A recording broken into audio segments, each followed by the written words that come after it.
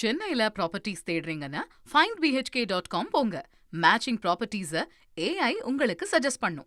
மாண்புமிகு பேரவை தலைவர் அவர்களே, இந்த முக்கியத்துவம் வாய்ந்த பிரச்சனை குறித்து இதற்கு முன்பாக திராவிட முன்னேற்ற கழகத்துடைய தலைமையில் முன்னாள் முதல்வர் அண்ணன் தளபதி மு.க. ஸ்டாலின் அவர்களின் தலைமையிலே நடைபெற்ற ஒரு அனைத்து கட்சி கூட்டத்திலும் எங்களுடைய கருத்தை நாங்கள் தெளிவாக பதிவு செய்தோம். இதில் இந்தி பேசக்கூடிய மாநிலங்களில் அதிகமான தொகுதிகள் வர வேண்டும் என்ற தந்திரம் ஒன்று அடங்கியிருப்பதாக நாங்கள் கருதுகின்றோம்.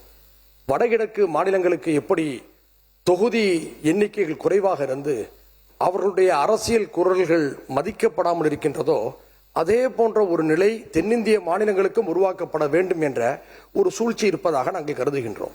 இந்த நேரத்தில் 1971 மக்கள் தொகையின் அடிப்படையில் தான் தொகுதிகளுடைய எண்ணிக்கைகள் நியாயமாக எல்லா இடங்களுக்கும் ஒதுக்கப்பட வேண்டும் என்ற கருத்தையும் நாம் கவனிக்க வேண்டும்.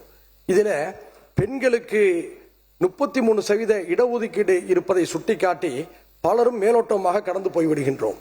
இந்த தீர்மானத்தில் ஒரு திருத்தம் தேவை என்று நான் கேட்டுக்கொள்கிறேன்.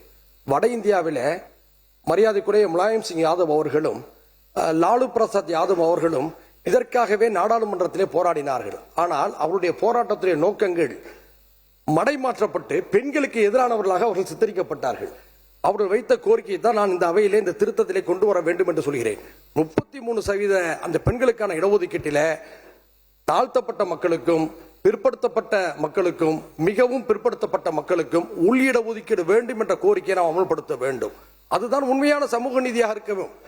மொத்தத்திலே பொதுவாக 33% பெண்களுக்கு என்று கடந்து போய்விடக் கூடாது. இதற்கு மத்தியில் நியாயமான உள்ளிட ஒதுக்கீடு பரிசீலிக்கப்பட வேண்டும் என்ற தீர்மானத்தை இந்த திருத்தத்திலே சேர்த்துக் கொள்ளுமாறு கேட்டுக்கொண்டு அமர்கிறேன். நன்றி. சென்னையில ப்ராப்பர்ட்டிஸ் தேடுறீங்கன்னா findbhk.com போங்க. மேட்சிங் ப்ராப்பர்ட்டிஸை AI உங்களுக்கு சஜஸ்ட் பண்ணும்.